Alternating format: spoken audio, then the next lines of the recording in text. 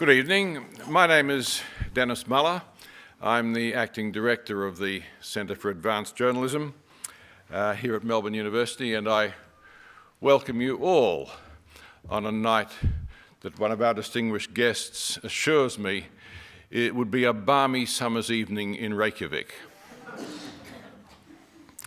We're privileged to welcome Kristinn Hrafnsson, a distinguished investigative journalist from Iceland who's become the public face of WikiLeaks while Julian Assange is constrained in England, and John Cain, who is a reformist premier of Victoria from 1982 to 1990 and father of freedom of information legislation in Australia. So we have, for tonight's discussion, two particularly qualified individuals to talk about this topic, both from a perspective of the journalist and from that of government. Kristinn will speak first, followed by John, and then there will be opportunity for questions from the floor. I would ask you, when you're asking questions, to formulate your contribution in the form of a question rather than a speech. So, thank you. Please welcome me in welcoming Kristinn Hrafnsson.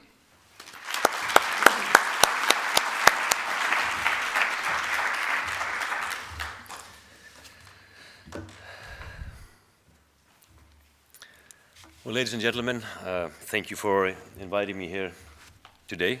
You're absolutely right. This is extremely nice weather for me, and feel much at home.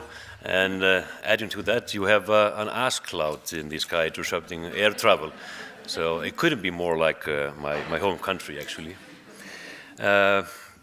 Special welcome to the tweeters and bloggers in the audience.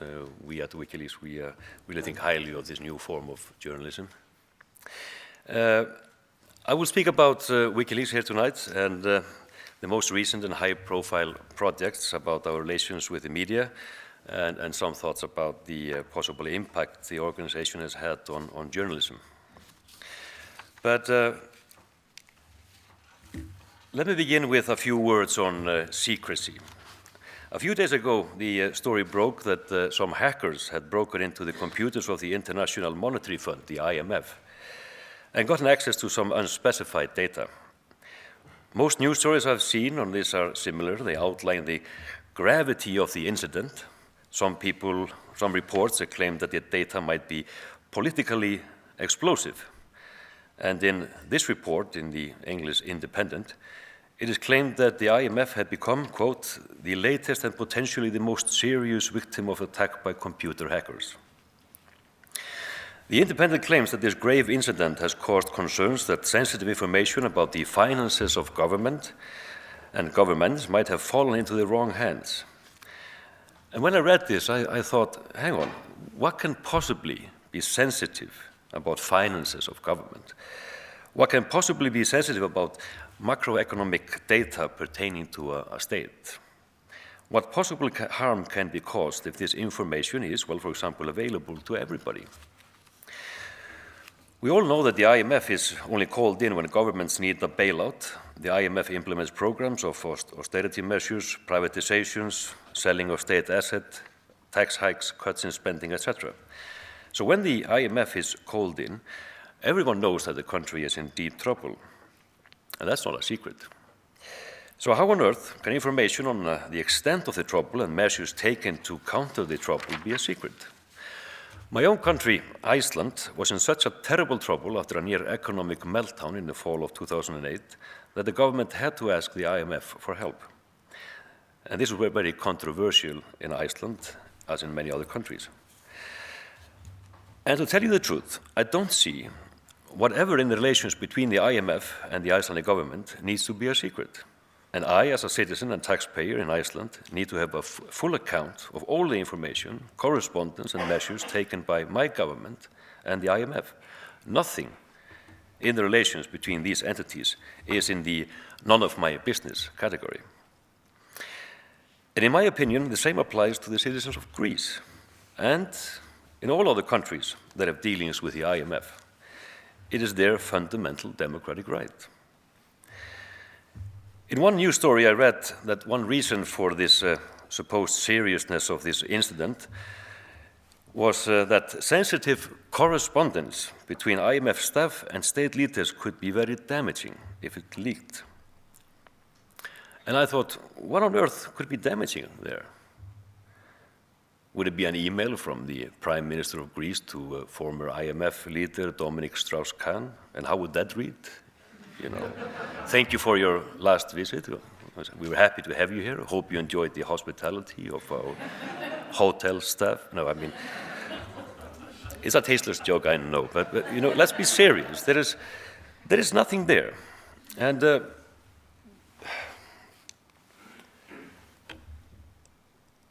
give you, well, to qualify it a little bit,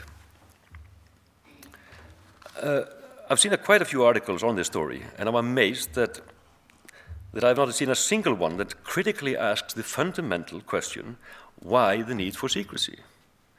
And even the left-wing Independent fails to ask this question. And, well, there is possibly something there that is so sensitive that it shouldn't be out. I can't imagine anything, but it should be asked. It should be the task of journalists to ask that critical question. And the IMF and the government, they should have to state the reason for the secrecy. And the reason for this is probably the fact that we have been so accustomed to the norm of secrecy, secrecy in governments and secrecy by other holders of powers, big international corporations that are more powerful than many states, that secrecy has become the norm instead of being a rare exception.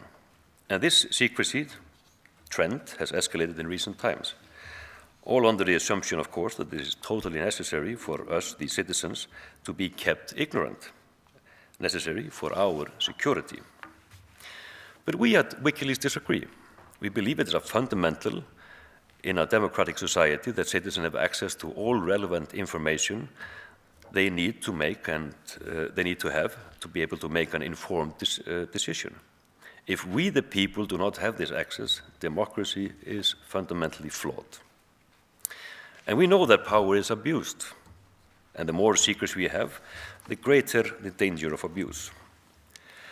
A few words about WikiLeaks. It's an organization founded by yours truly, Julian Assange, in 2006.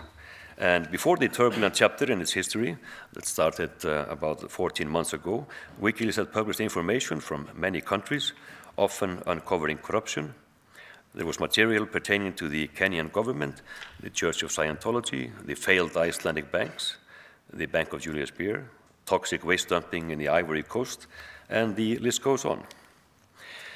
Despite the importance of this information, WikiLeaks and its revelations went relatively unnoticed.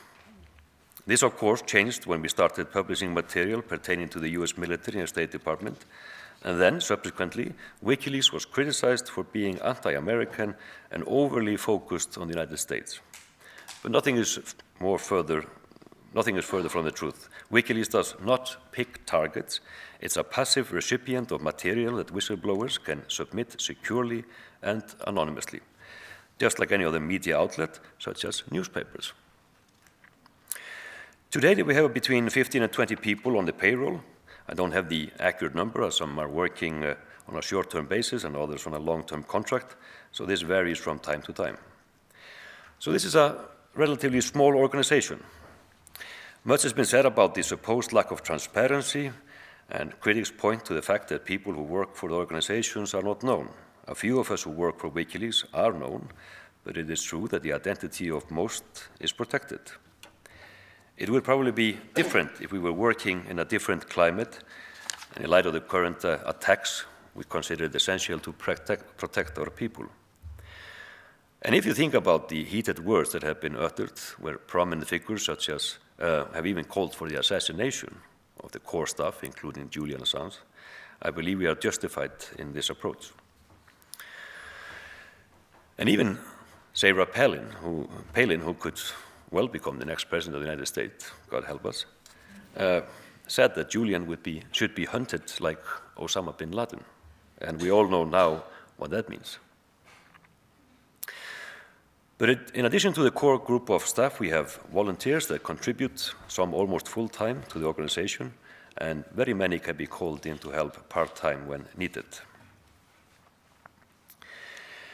And yes, critics have said that a lot about the supposed murkiness of our finances. A lot of reports have been about that. But they haven't bothered to visit the website of the Wow Holland Foundation in Germany. It's a German charity that handled most of our finances, our donations, and our expenditures last year. And on their website, you can find rather detailed information about our finances in 2010, including donations and reimbursements of costs. A few legal entities have been established in various countries, for example, Iceland, that have taken part in the WikiLeaks project, or hopefully will in the future.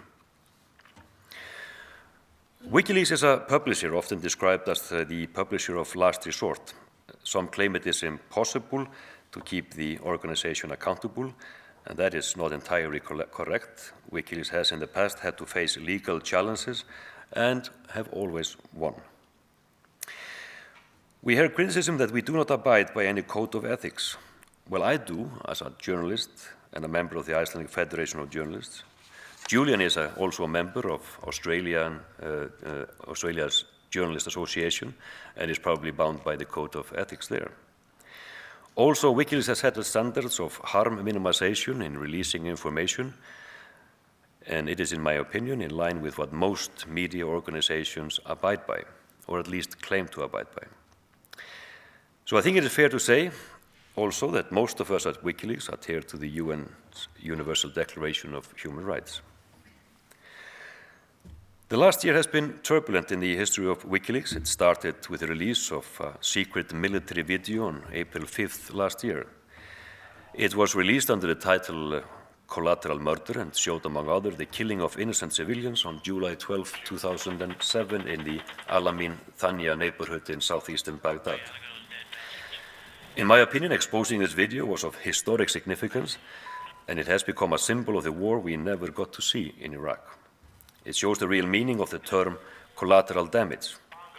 2 Reuters employees were killed in the attack, and the news organization was shown part of this video, and Reuters had been trying to get access to it ever since, and requested it under the US Freedom of Information Act. The Pentagon has stalled for years and obviously never intended to release it. The video is graphic and horrifying to watch, and it is not uncommon to find first-time viewers with tears in their eyes or momentarily shell-shocked at the confronting footage. WikiLeaks sent me as a journalist to Baghdad to gather additional information on the ground before the release of the video. And in a hasty trip, I managed to meet the families of those killed and the 2 young children, Said and Doa, who were the only ones surviving the attack. Their father, Matasher Tomal, was killed in the attack, and his only crime was to stop to try to help a wounded Reuters employee, Said Shma. We offered this material, the interviews and photographs, free of charge to any media who wanted it. And I have to admit, I was quite surprised how little interest there was in the full story, in the human angle of those who testified about their loss and suffering because of this incident. Apart from a few Western TV stations who carried small part of this material and a couple of newspapers who used the photos, the story focused on the leak itself, not necessarily the story it told. And then instantly there was this massive focus on Julian's persona. This was a revealing experience about the focus of the media, and I asked myself if we had gotten accustomed to completely block out the human angle to the war, at least the Iraqi human angle, had we journalists become so complicit in the strategy of dehumanizing the Iraqis, and possibly see all of them as insurgents, as the enemy. And it made me think of how appallingly bad most Western journalists had been in reporting the Iraqi invasion and the war. And of course, this has to be seen in the context of the brilliant strategy of Pentagon of embedding journalism. Those who were not embedded were almost considered legitimate targets, and maybe deliberate targets. A few days ago, I was in Spain talking to the relatives of Jose Coso, a cameraman who was killed in April 2003. He was standing on the balconies of the Palestine Hotel in Baghdad, where hundreds of journalists were staying, and everyone knew this was their place. When a crew of an Abrams tank took aim and shelled the 14th floor, killing Jose and a Ukrainian cameraman. The family of Koso are still fighting for justice.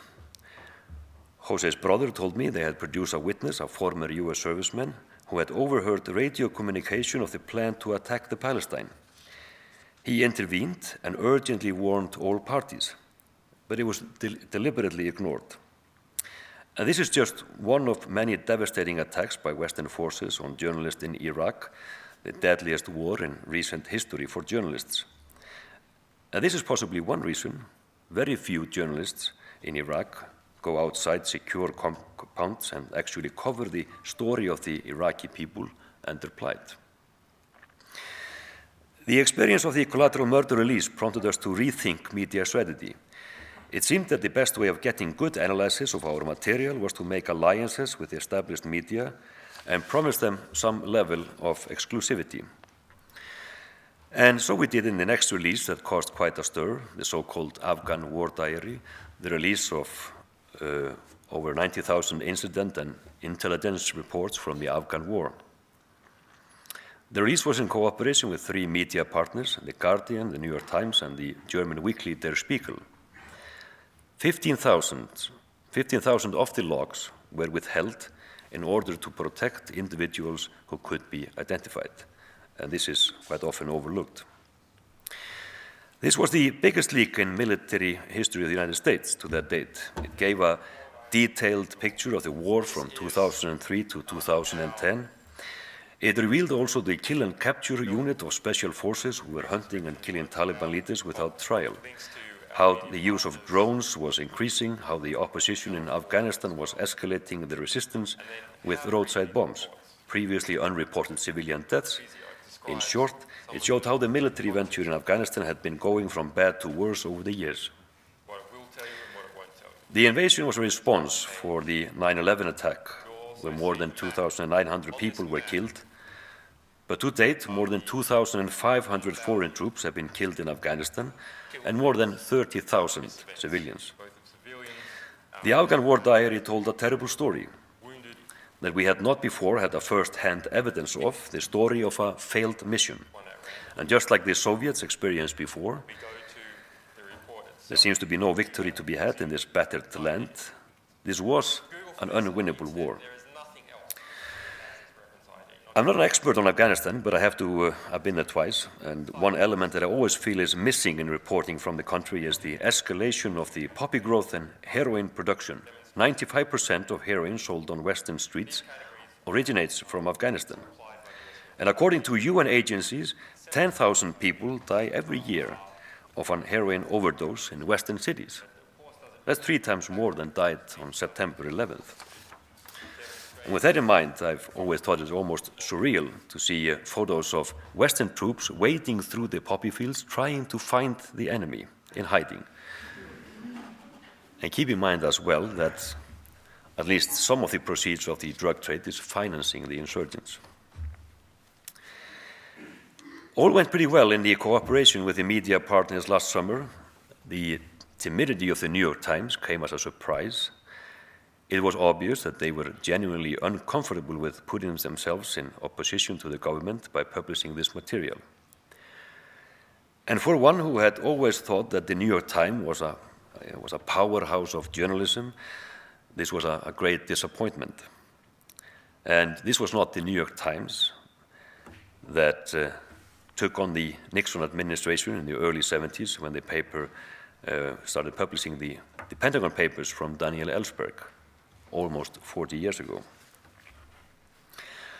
I'm still not sure whether the paper was primarily afraid of repercussions or whether they simply did not want to upset a cozy relationship with Washington, and maybe it was a combination of both. The New York Times did, for example, not want to be first to publish the material online, which is rather odd as media organizations usually fight for the scoop.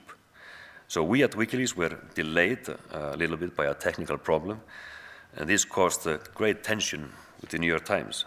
They had the finger on the go button, but waited anxiously for WikiLeaks to publish first. WikiLeaks' approach was to use these established media houses to get the message out, to get access to the dozens of quality journalists to analyze the vast material and mine stories out of it. We consider this a cooperation on a basis of equality.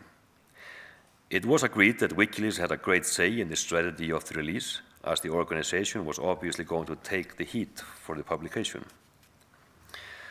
It slowly became apparent that the Guardian and the New York Times saw things differently. For Bill Keller, the editor of the New York Times, and David Lee at the Guardian, WikiLeaks was primarily a source. What was disturbing, though, is that those guys did not feel the same obligations toward this source as one is ethically supposed to do as a journalist, in my opinion. And this became apparent in September last year, prior to the release of the Iraq War logs. At that point, we wanted to expand the media exposure and get broadcasters on board. Originally, that was met with opposition, as the three print media thought they had agreed to full exclusivity. And Julian had to remind them that the exclusivity had been limited to print. We got the Bureau of Investigative Journalism in London on board as a producer of television programs for Al Jazeera and Channel 4 in the UK. The Swedish National Television also made their own program, but worked in close proximity to the Bureau. At a later stage, the French daily Le Monde came on board, and also El País in Spain. And thus was created a media cooperation on a scale never tried before. So this was a historic leak, but it was also a new chapter in media history. Never before had as many different news organizations cooperated on a single investigative project, and it was not without problems.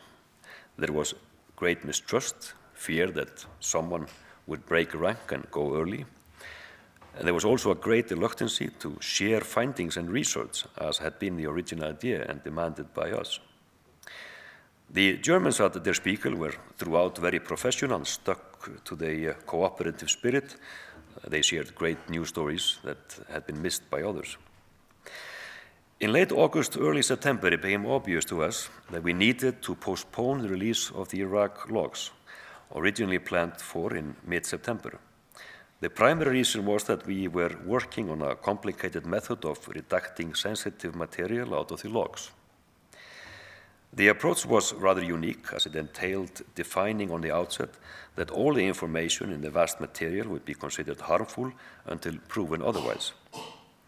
The approach was to reinstate harmless words step by step. And this was a complicated approach that took quite a time. David Lee at The Guardian had, for reasons of simplicity, been given the role of an intermediator with the New York Times and Der Spiegel. David was against the delay and played a rather silly political game in trying to stop it. All of this is, of course, not mentioned in his book about the project. There was even a threat to publish the stories without us being able to publish the material it was based upon at the same time, something very much against our principles. Lee was not at all concerned at this time about the interests of his media partner, WikiLeaks, or if he was to choose to look at WikiLeaks as primarily a source. He did not even see any objection to compromising the source if it suited his interest, and even tried to play a game of poker by trying to convince me it was actually the New York Times and Der Spiegel who did not want to delay. Bluff that was called by simply contacting directly Bill Keller, the New York Times editor and the editor of Der Spiegel. We later found out that the New York Times had been in much closer contact with the administration than we thought was normal. This was not the kind of story where you need necessarily to give a right of reply. What was there to reply to? This was the publication of material pertaining from the Defense Department, the facts of the Iraqi War as seen by the US military. And the news headlines were quite extraordinary. The media partners had, of course, full editorial independence, and the flavor of their reporting was different. But it was interesting, though, that all focused on the story that the Americans were fully aware that the al-Maliki government was torturing detainees. And they did nothing to stop this, and even handed detainees over for torture. I say that all focused on this angle, with one notable exception. The New York Times decided to focus on Iranian involvement in Iraq. Well, overall, this was quite a sensational release and a new chapter in media history, as well as I have previously mentioned. Keeping the media alliance together was quite a task. I don't know if you have the saying, but we have the saying in Iceland that sometimes when you have difficulty keeping people together, and it's like herding cats. And that was the experience with the media, totally unaccustomed to work together. And everyone wanted to go his own way, not accustomed to work in an alliance.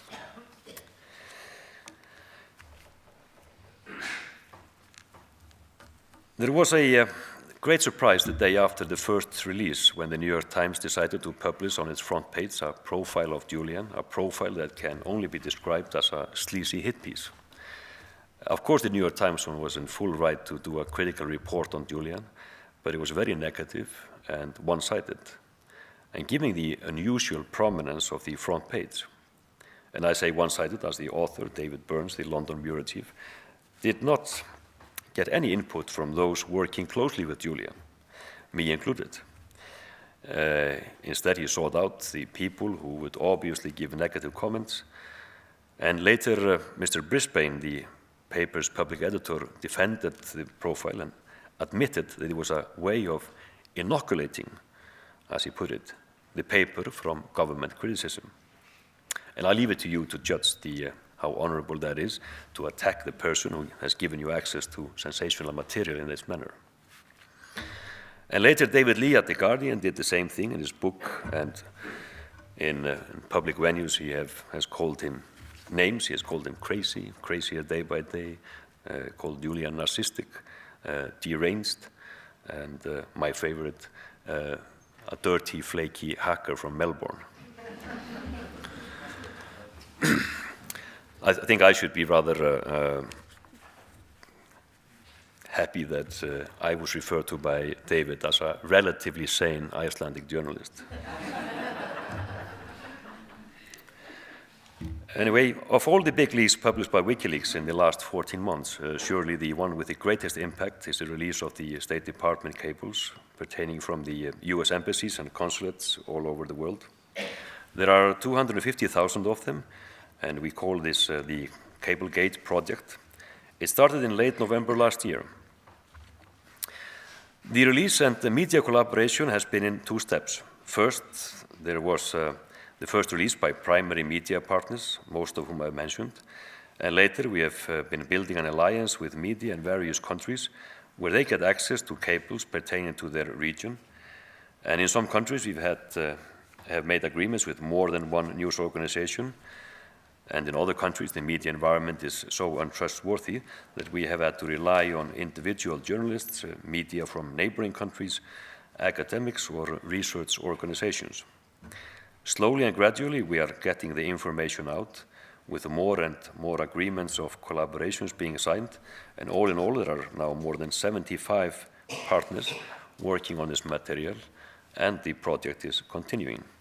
To this date, only about 15,000 of the 250,000 cables have been released online. This collaboration has been overall very positive and effective, as we are relying on local knowledge, interest, and expertise to give context to the stories. This might be a slow process, but we are a small organization, and we are careful. Overall, we try to take care not to cause unnecessary harm to people, and we have relied on the local in-depth knowledge of our media partners and their evaluation on what needs to be redacted, names and other information that could be harmful. We revise the evaluation of our media partners regularly, and often we have reinstated information that they have decided to omit. Sometimes their evaluation has not met our standard, and they have not been able to explain why they redacted certain things. And there are also cases where a news organization has had to over-redact to protect themselves, for example, from libel lawsuits. I'm not going to dwell on individual important news stories. There are too many to pick from. Overall, it has shown that the priorities are what the priorities are in the US foreign policy and how it is carried out. Not always in the best of manners. Often dodgy deals are made or even threats. The cables have made diplomatic relationship more transparent. The cables have also brought to light useful information from the host countries, useful and necessary for the people in these countries. It has to be said that the US Embassy staff have been very agile in their information gathering role and have been in a good position to analyze the internal politics and economics rather well in the countries they are operating in. It has been suggested that the cable gate would have a devastating effect on countries' relations. People would no longer be able to have confidential talks based on trust. I believe this is a hyped assumption, and instead we will, and have possibly already seen, a more frank and open dialogue between state leaders. And that is the way it should be. The Middle East provides a good evidence of this. Also last week, the US Defense Secretary Robert Gates was in Europe meeting partners in NATO, the North Atlantic Treaty Organization, and it made headlines that he openly and without any sugarcoating harshly criticized the European partners for not pitching enough into the cooperation. And everybody knew that he was referring to the war in Afghanistan. And I wonder if he would have been as blunt openly in a world prior to WikiLeaks. The critics of WikiLeaks have, as before, been quick to denounce the importance of the cable release. This is nothing new, they've said, and tried telling that to the Tunisians. When the Tunisian cable started to surface in early December, they were translated and disseminated to the public in Tunisia. Stories were made on their basis by Al Jazeera and other news organizations. You did not have to tell the Tunisians that Zine El Abidine Ben Ali led a corrupt regime, but the extent of the corruption, with detailed examples, was news to many. And maybe most importantly, it was news that the outpost of the State Department knew exactly what kind of a leader Ben Ali was, but still he was supported in Washington as a useful ally. The Tunisians did not like what they read in the embassy cables, and the releases escalated the fury already in place in the country.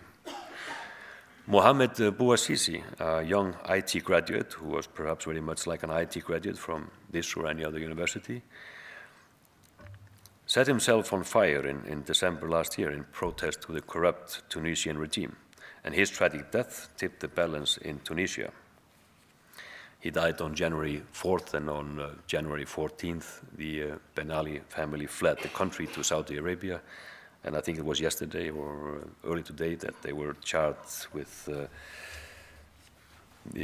35 years imprisonment, Ben Ali and his wife, and there are more charges to come. That was in absentia. And we know that the Tunisian example was an inspiration to the Egyptians, and information in Egyptian cables about internal matters in the country fed the flames. The US thought they could interfere by suggesting that Suleiman would replace President Hosni Mubarak in Egypt, but cables showing that Suleiman had been responsible for the torture chambers in Egypt, which was on occasion in past lent to the United States, did away with that possibility. And the so-called Arab Spring has spread to other countries, as we know, to Bahrain, to Syria, to Yemen, to Libya. Amnesty International has acknowledged the WikiLeaks role as a catalyst in the Arab Spring and dedicated a good part of the introduction in their last annual report to discuss the exciting possibilities of the internet and information leaks. It concluded that last year might be remembered as a watershed year when activists and journalists used new technology to speak truth to power, and in so doing had pushed for greater respect for human rights.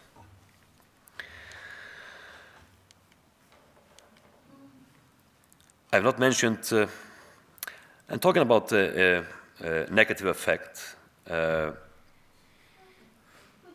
if we talk about negative effect to international relations, it has been even acknowledged by Gates, Secretary of Defense, that the effect has primarily been embarrassment. I've not mentioned the release of the Guantanamo files early this spring. The reports on almost all the prisoners in Guantanamo Bay, showing, for example, how appallingly bad information was used as a basis of years of imprisonment without trial. Often information received through torture, leading to children and demented old men being imprisoned. And Guantanamo is surely a black stain on US history. So WikiLeaks has made an impact on our world. It has been a catalyst in the profound changes now happening in the Arab world. The leaks have deepened our understanding of the world we live in. It has excited ordinary people who were losing hope in their government systems and the media. WikiLeaks has shown the traditional media that they were not doing their job properly and needed to make amends after rather a bleak performance in the last decade or two. The idea WikiLeaks represents has sparked the imagination and hope of people who really believe in democracy. They see finally the possibilities of the age of the internet delivering a better life for more people through empowerment on the basis of information dissemination. But how has WikiLeaks changed the world of journalism? Let me give you a few examples. It has challenged the traditional media, and in doing so, have made journalists braver. Our work has reinvigorated journalists the world over to start ask the hard questions again. And this is crucial because a free media is the watchdog of a free society. WikiLeaks has revolutionized the traditional media by partnering with more than 75 traditional newspapers and other media outlets. It has forged a new model for how the media can work together collaboratively, not just in competition for a better reporting in the public interest. WikiLeaks has encouraged the spread of data journalism, sophisticated analysis of large-scale data, such as thousands of war logs, to understand the bigger picture. Same sort of work an intelligence agency does, but the fruits are given to all the people of society and locked in some hidden vault. WikiLeaks has enhanced the spread of new media in more than 20 new leaks sites have sprung up in the wake of WikiLeaks, including IndoLeaks, Balkan Leaks, Thai Leaks, EnviroLeaks, UniLeaks, and OpenLeaks. And now we even have the Wall Street Journal copying the way WikiLeaks use technology to protect sources, maybe not successfully. They've been criticized for not being very technology secure, easy to trace the material back to the sources. And on the pages you have to basically tick and agree that if there is a legal attack and a quest for the source, they will help out finding the source. So it's quite extraordinary. But even so, Al Jazeera has done the same thing, opening a Dropbox, and that led them to acquire the Palestine papers. And maybe in our tradition of cooperation, the Al Jazeera shared the Palestine papers with the Guardian in England. After practicing journalism for 20 years, I was getting less and less impressed with my profession, I have to admit, but WikiLeaks has given me hope. The idea WikiLeaks represents has made me believe that journalism can again become an element that makes our world a better one. And I believe it was Victor Hugo who said that nothing was as powerful as an idea whose time had come. And I think it should make us feel good to know that there are still ideas to be found who can have a greater impact for good, a greater impact on society than any military misadventure in this world. And let me finally quote an Australian editor who in the mid-50s was defending his paper's right to publish secret documents. And I have this from a trusted journalist here, I hope it's correct. He wrote, "In a race between truth and secrecy, truth will always win." This is very much a WikiLeaks style quote, And the author of this, of course, is your truly Rupert Murdoch. Thank you very much.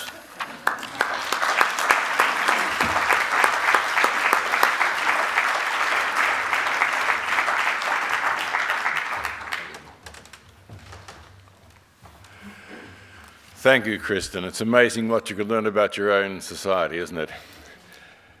Let me now welcome, or ask you to help me welcome to the microphone, John Cain.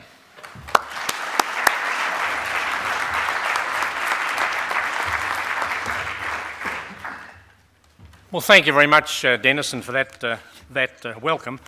May I open by saying welcome to you, Kristinn, and thank you for coming out here, and congratulations to those who organised it, because despite the ubiquity of the virtual world, there's nothing quite like having the person who knows the game telling you about it face to face.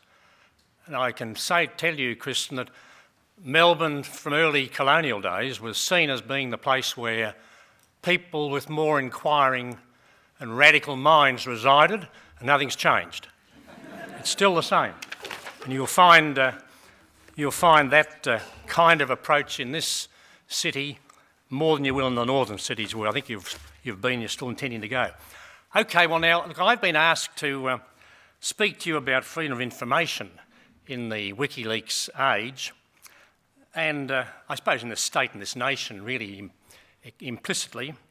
Our legislation in 1982 was arguably, I think, the first attempt in Australia to let citizens know what information governments held about public policy and about the people who resided here, and to do it in an orderly way within the rule of law as perceived at that time. Now is a good time to examine the legislative attempt 30 years ago to lift that curtain to see inside government from, as I said, from early days and how it has fared since. 30 years is a good resting point, 82, 2011. So I welcome the opportunity to do that. In framing the legislation, the government which was elected in April 1982 was conscious, I think, of the opportunity it had in history. And then what I want to do in this paper, and in talking to you tonight, is to examine the first act and its purposes, to look at the effects and the experience of the use by applicants for access and the responses and actions of successive governments and agencies over the last 30 years, to look at the changes in public attitudes to disclosure of documents held by government and its agencies and other public bodies, to look at some of the trends in managing the information held by state authorities, such as libraries, of which I suppose I should declare an interest, being the president of the State Library Board here in Victoria, and see the principles that have been adopted in those sorts of agencies.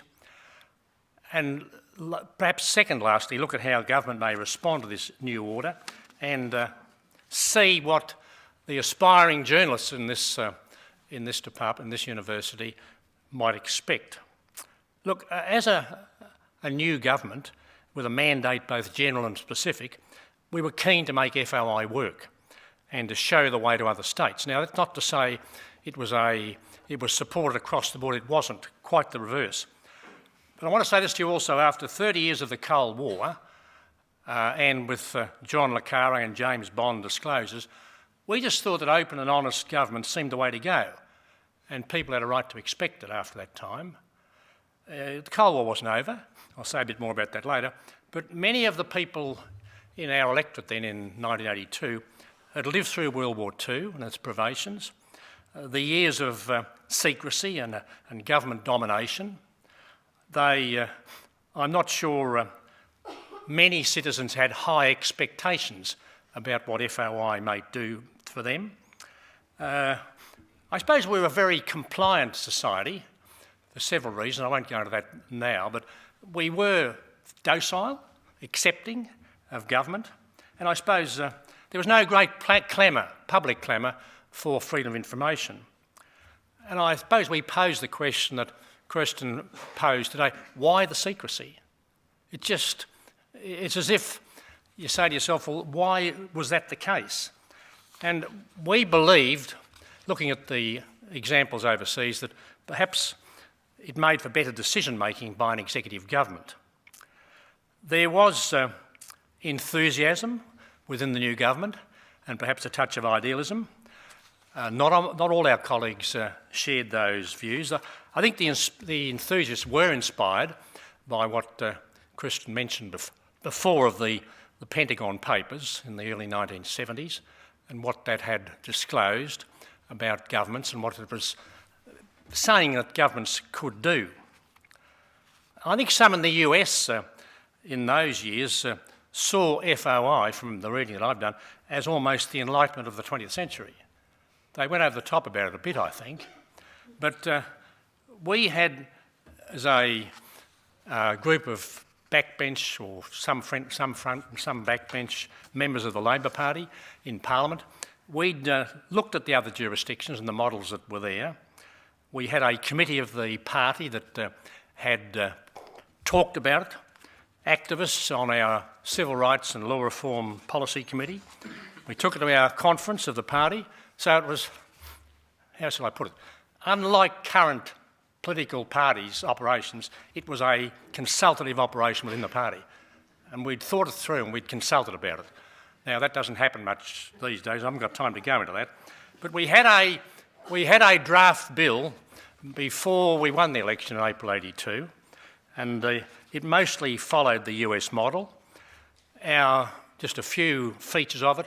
We wanted to give the maximum amount of information. We settled after some debate on 45 days for agencies to respond. We had a list of exemptions, as you'd expect. We had a provision for the amendment of personal records, corrections and so on, which is very important. People loved that. And we had a review process. So we claimed in introducing the bill and talking about it that it was beneficial to decision-making, that you need to scrutinise governments and government agencies, that it strengthened the concept of ministerial responsibility, and that it made government more accountable and able better to perform.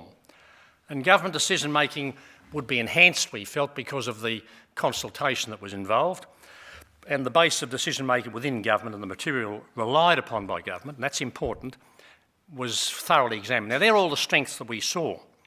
And I remember being stopped in the street when just a few days after the bill had been made public by the senior Victorian Supreme Court judge.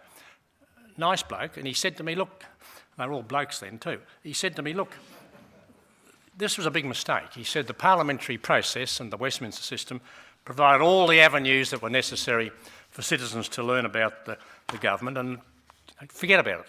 Well, we didn't forget about it, but I think that view did reflect the thinking around a number of other people as well, people in positions of authority and otherwise.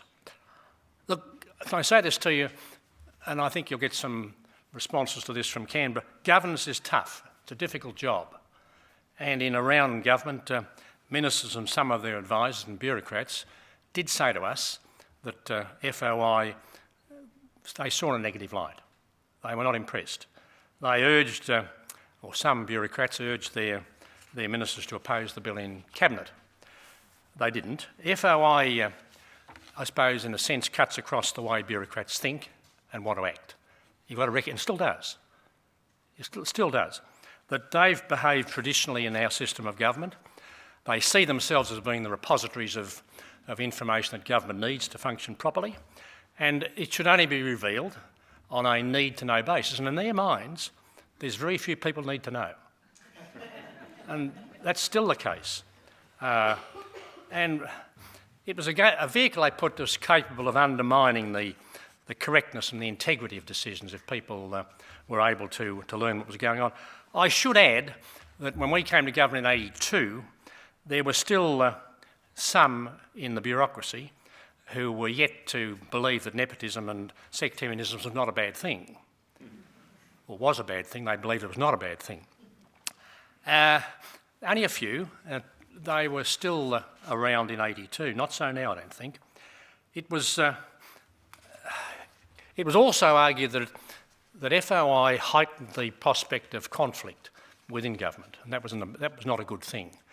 They said that ministers and agencies would be, if opposing views in agencies could be mounted, it made for some instability. So it was argued a detriment to government unity, that it could cause splits in governments.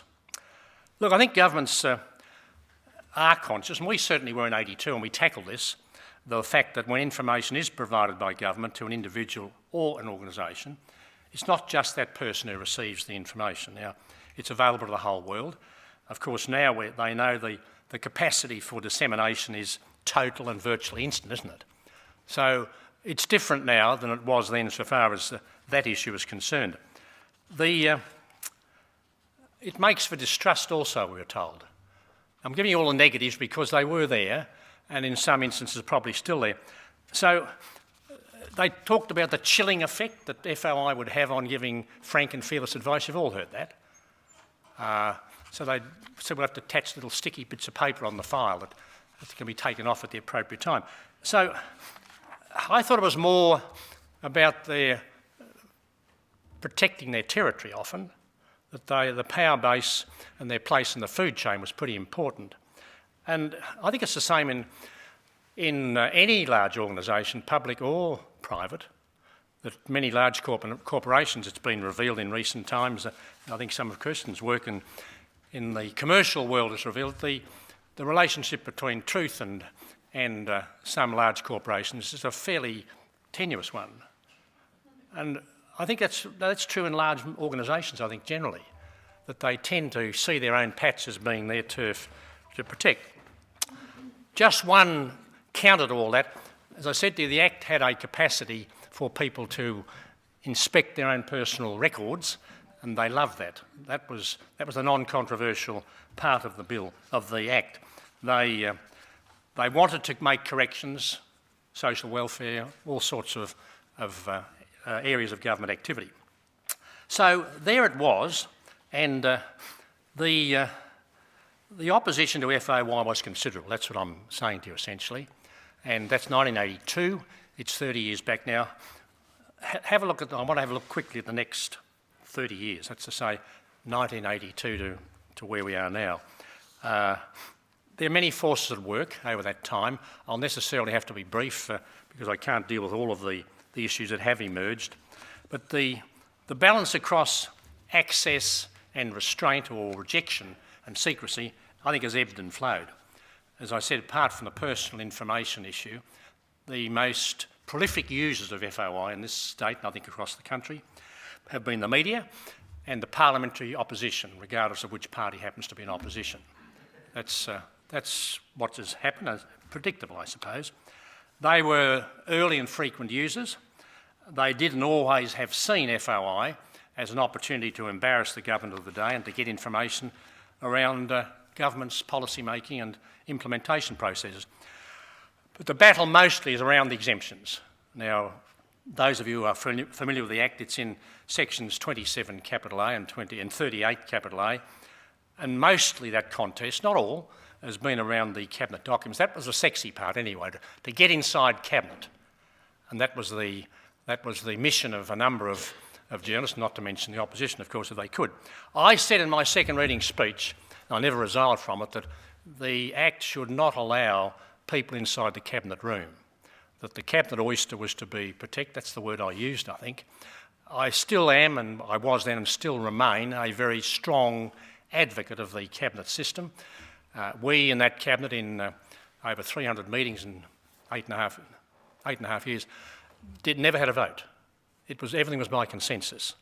Now, for that to happen, you must have confidentiality, and you must ensure that there is no open contest inside the cabinet. So, getting inside the cabinet either by documents, working documents, or any other way can be fatal for a government. The two other areas that have been controversial, and I'll say a bit more about them both, are the commercial in confidence dealings between government and commercial organisations, and terrorism, organised crime with it. Now, I'll link the last two together, I think, because the same sorts of responses have emerged from government. There's public interest tests with some of those exemptions. We don't have time to go into that. Can I say in summary, in looking at the 30 years, successive governments, I think, have proved to be in seeking to hold the line against information being available and in favour of secrecy. There's some of the appeal provisions, of course, in the Act. They've skipped over the quasi-judicial appeal process to conclusive certificates where the head of a department can assert, in terms of, which I'll mention later, of public policy that you should proceed or allow the Secretary of the Department to establish that this can't be released. That's the kind of approach that disclosure would be contrary to public interest, I think, is the term that you find used. It's a term that's used, those of you who are interested in going further, on in the Patrick Waterside case, where there was a federal court case about release. There'd been a conclusive certificate, and the detail that the head of department was prepared to go to seek to stop the release of those documents is mind-boggling. 10 separate assertions made. Anyway, it's a case worth looking at. 1999 Federal Court. I've got the reference here if anyone wishes it. The other point I think, or the other area that's worth mentioning, is the contracting out of many services of government has been a revelation to most of us, or to me anyway, in the last 30 years. Millions of dollars of public money are in play. Demands by business for exemption are prodigious. I just found it extraordinary that people in this day and age, when government public money is being paid to the private sector to do things, that there should be anyone who would question the need and the desirability of people knowing where that money went and how it went. But that's not the case, I'm afraid, that there are a number of deals with PPPs, government contracting out, that where the exemptions from freedom of information are asserted. And we had the same experience down at Portland, I might add, when the Alcoa company was, when we came to government, had half built the smelter down there. And I suppose to our discredit, we accepted a requirement that they had not to allow freedom of information into certain aspects of the deal, mostly around the establishment or the discovery of Aboriginal middens on the coastal strip there in Portland, that they didn't want work interrupted because of that. And when I look back now, I wonder why we did it. But I suppose the commercial pressures and imperatives are even more intense today than they were then. The fight against terrorism, so-called, and organised crime has led governments, both state and federal, in recent times to diminish accepted civil rights to an alarming degree, in my view. We see summary arrest and detention. We see a denial of people's rights to communicate with family or legal advice, right to silence abridged. That's happening all over the place. And the Commonwealth in 2006, in cooperation with several states, legislated in this direction. They softened it by tacking a 10-year sunset clause onto it. But the device they used is one that has rarely been used. It was a reference of powers from the states to the Commonwealth under section 5138 of the Constitution. Anyone know what that is? Very rarely has it been done. It was done for ex-nuptial children some time back by 2 or 3 states. But all I mention is that it shows the intensity of feeling, populism, tabloid media, urging these kinds of things, that governments were prepared to do it. And the real sting was there was a related provision providing that security-sensitive documents were to be added to documents exempt under FOI. So there's a pattern. It's a network almost of assertions and demands by government to stop people finding out. And again, a conclusive certificate was the device for asserting the need. Look, apart from the battles around exemptions, usage became factors in the way FOI played out. Some of you will be aware of the rising numbers of people in the private office of ministers, both state and federal. Mostly they seem to outnumber the bureaucrats now, but they're a new player, and the private office advisor is seen by many as putting political focus on FOI requests. Now, I don't know whether it's right or not. I'm not there now, but that's the perception that is there. They frequently appear when matters go to VCAT. They frequently appear in the narratives that are there, and they're somewhere in the food chain. So that's a provocative action by governments, I think, ministers allowing that to happen, and it's to be deplored. The delay in meeting requests, it's 45 days, I said to you, but that's the maximum time to be taken. But many departments make it the minimum as well. Now, it's just arrogant to do it. The 45 days, that's working days, it's a fair span of time. And many, many requests can be serviced in far, far fewer days than that.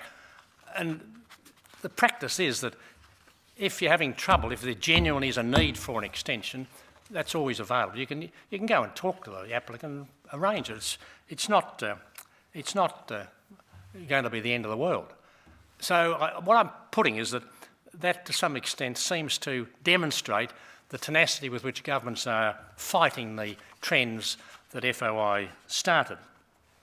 Now, I want to leave FOI and just say to you that while all this has been happening, there's been commentary I suppose it's about FOI, by academics about FOI. It's a constant issue in many newspapers. I've just dug out a few of them. That's the sort of headlines we get. What is it, this one? Anti-terror bill limits FOI. What's that one? A freedom we all need. The newspapers have been vigilant, I have to say, but vigilant mostly in their own interests. They don't follow up much. They'll have a bit of a go on some particular issue, then they drop off. And bills or acts of this kind need constant attention, and you need to keep at it. See, if you get a run for 2 or 3 days in a paper and it's gone, everybody's forgotten about it anyway. So I think what I'm saying is that the academics, of course, claim that the many things about FOI, they're having a good look at it. The Australian Law Reform Commission had a good look at it. Tabloid and broadsheets are all in it. So there's constant claims and assertions about it, but there's not the will to follow up most times. Now, there may be many reasons for that, but there's no organised group outside, although the media should be organised, but they're mostly organised in fighting each other. But there's no organised group to take on the needs of this kind for amendment. So, can I just summarise what I see as the current state of play in FOI at the moment? The last 30 years have seen a continuing fight with ebbs and flows, as I said, between governments, agencies and often business on the one hand, and the media and opposition and various interest groups on the other about where the line should be drawn. The increasing involvement, as I say, of government in the commercial sector has led to increasing use of that exemption.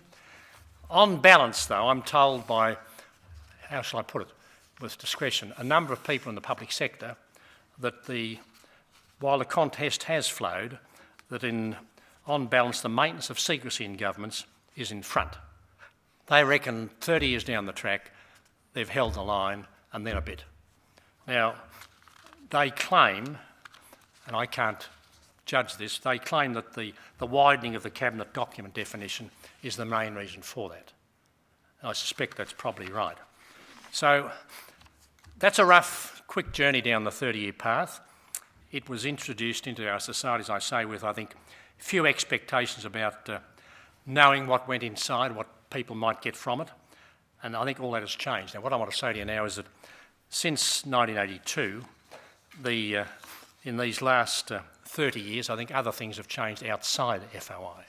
Better educated society, an internet calling into question, as you've heard tonight with great eloquence, government and and social policy around it. See, I think in the last 5 years it can confidently be said that governments have lost control of protection of privacy and personal information. I think they have, pretty well. Some volunteers have helped out with their tweeting. They've lost control of gambling in most forms. Constitutional difficulties have something to do with that, but they've lost that as well. Mostly around pornography, except where young children are involved, where the tabloid newspapers worry them a bit. So I think people are starting to ask is how far should nation states go in seeking to control these things? Can they keep up with the hackers? Should they try? Now, I think all those questions are in play now, and our federal system, as I say, enables other difficulties to be put into place in front of government. It was only last week I was over the road at another part of this campus in this university in discussion with a number of university academics. They claim that the commitment of students to the social cyber network, I'll call it, is unstoppable. I don't know if any of you here got a view on it, but I cross-examined them about it. They say they'll pull out the electronic device anywhere, lectures, tutorials, just talking to you in the corridor. They can't control it. So they're saying that, well, you laugh, I don't know whether that's right or not, but they're saying that it comes before anything else in their lives. RSI of the thumb, one person put it, that's what they're getting. And if that's the case, I think it's only a short step for those students to be demanding instant communication, not just with their own social set and who's with whom, but as to what's held by government. It's a very short step. And in a truly global economy, which we're told we have now, with a more aggressive commercial component, who can say where it'll all finish?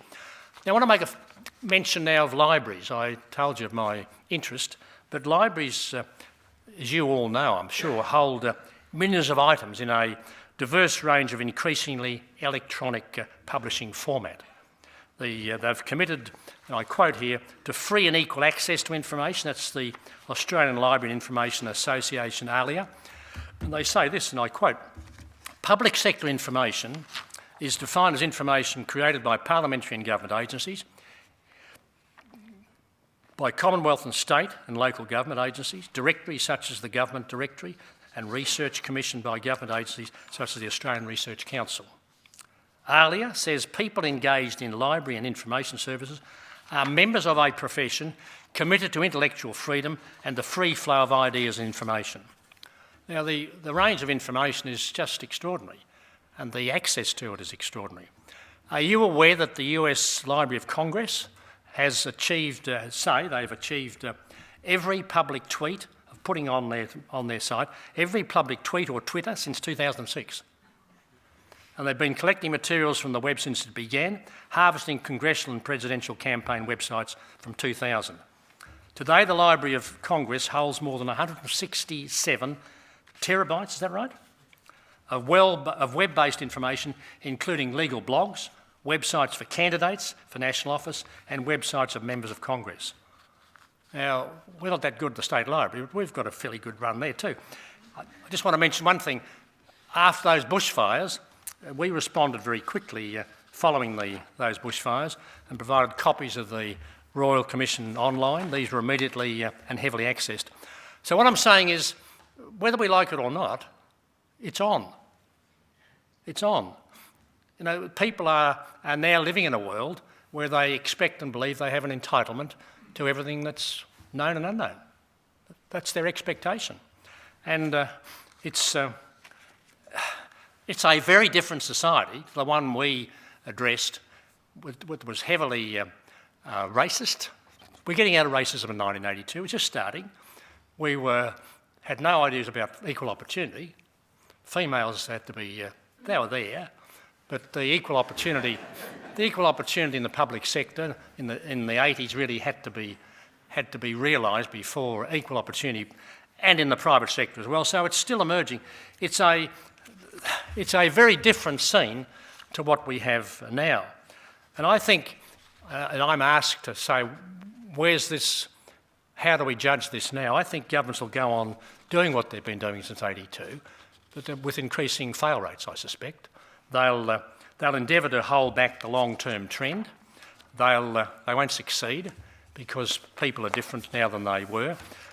The long-term sweep of history will see those forces that are around a better educated society wanting to be informed about particular issues, and the impact of that social media and the immense capacity for information dissemination. Our libraries, our government agency, enormous capacity. So the citizen will gain more ground, I think. That's the way I see it. And I put it in my lifetime span. I think I've seen a number of issues. Sectarianism, I suppose, the one that I see as being vicious in my childhood, as was racism. We still perform very badly with our Aboriginal people, but the trend has been better all the way through. What I'm saying is, on issues that take a long time to resolve, don't be frightened, don't be too disappointed when you get setback, because you will. That's inevitably what happens in long-term policy planning. We move to better things on the sweep of history, but there are blockages on the way. There are forces at work that I mentioned, I think, are building. WikiLeaks is just the latest edition. It'll be part of that media picture, that capacity for communication picture that we have. What about those students of journalism that you've got here, Dennis? I think that they've got to realise that's the world they're going to be in. Curb it by saying to yourself, there's a lot of rubbish out there on the web, there is. And we have a filter at the library where school children can check out with people on the phone, real people, certain items they see. So recognise that, but there's no substitute for the thoroughness of being able to do that kind of research yourself and satisfy yourself with the maximum information available. Thank you very much.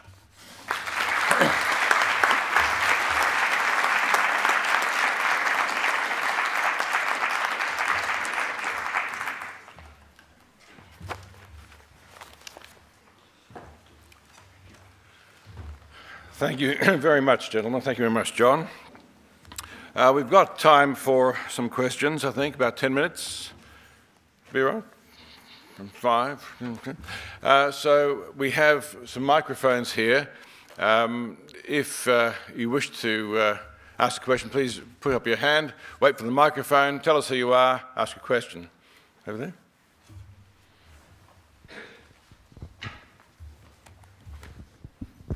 Hi, my name is Luke and I'm a PhD student here, so thank you very much both of you for the talk, and I'll ask 3 questions if I may.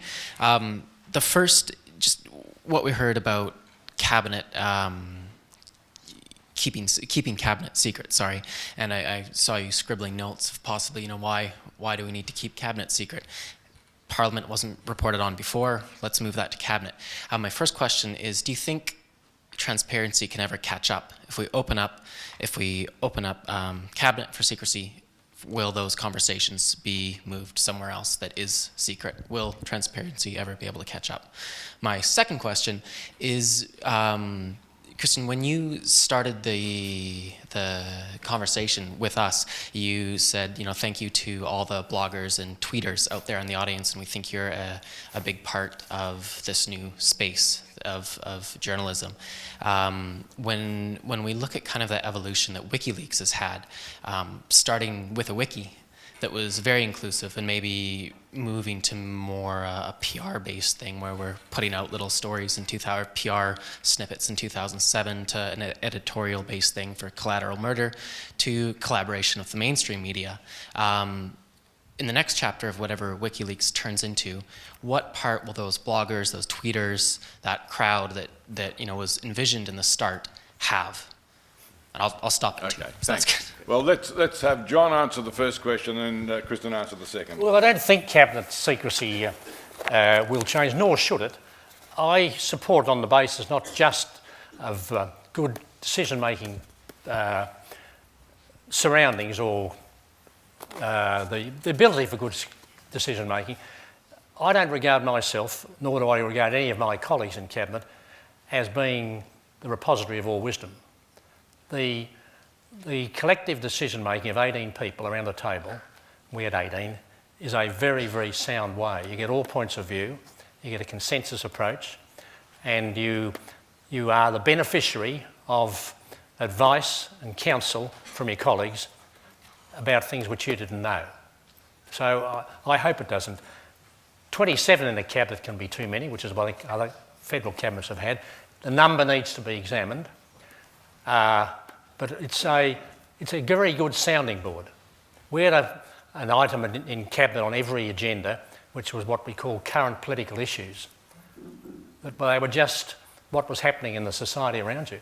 And it was a very, very good way of being politically aware.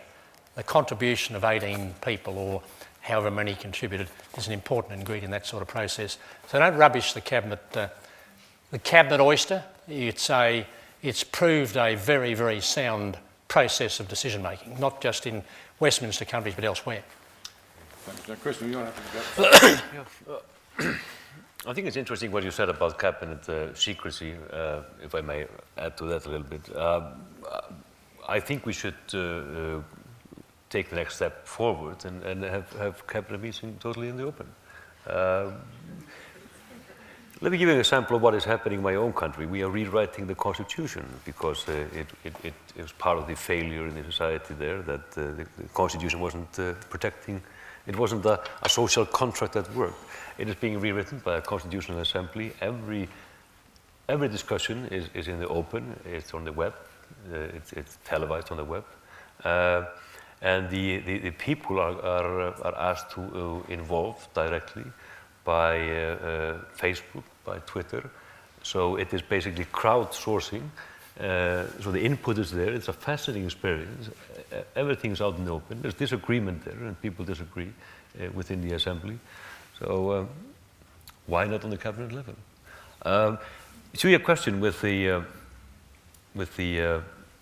method that we have used and where we are going, I think that we will. It depends a bit on the material that we are working on. The method we used in getting out to the public was in relation to the nature of it. Prior to April last year, WikiLeaks was doing a journalistic job on the material. The analysis was within the organization, and the verification of the authenticity of the material. Then it was released with a report on the web. So it was pretty much what every media organization is doing. You talk about editorialization of the Apache attack video.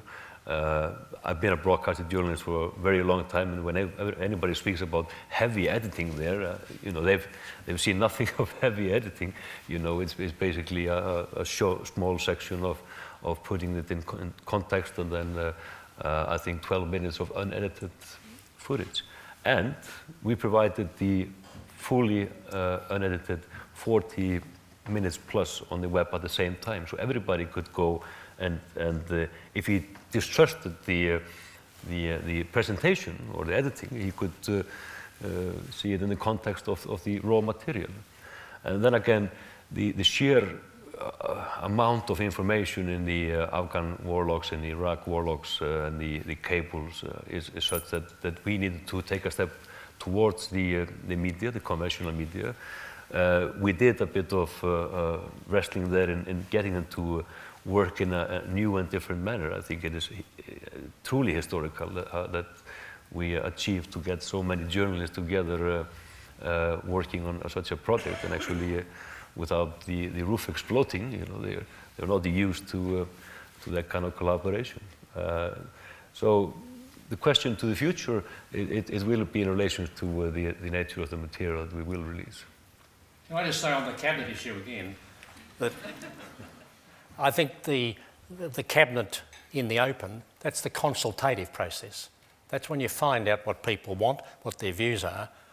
The decision-making process is when the government accepts collective responsibility. It's a government decision, not a minister, not a single individual.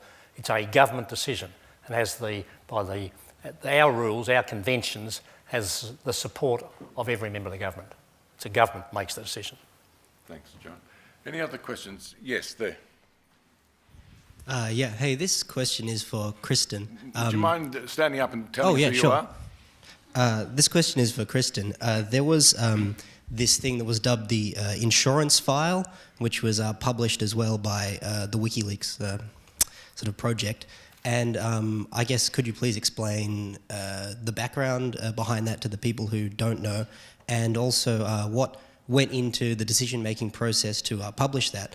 I think it was, to me, a landmark in the history of journalism, because I think it appeared to be the first time sort of advanced cryptography had actually been used in the publication process, and was also highly unorthodox. And I suppose, was it a product of fear? Was it a so yes, what was the decision process behind the publication of that? Okay, thank you. Well, you have to go back to the atmosphere that was we were facing last summer. There was a real threat. Explain what it is. Oh, the insurance file. It is a large file that was put on the web, encrypted, and with a message that if the organization would be taken down and the individuals working for organization would be arrested or having, even killed, that would be released the key to the information, so it would be available to everybody. Some took it as a threat. We saw it as an insurance, basically making sure that the material would be out there among the public. We were under such severe threat at the time, and I mentioned Sarah Palin here. She was not the only one calling for the hunting and assassination of Julian and others within WikiLeaks. It was basically a hysteria going on at the time. So we had at that time a natural concern, I think, about the safety of the people and their security. Other questions? Well, I think I'll take the opportunity to thank you all for coming, and in particular to thank our two guest speakers for a most stimulating presentation. Thank you.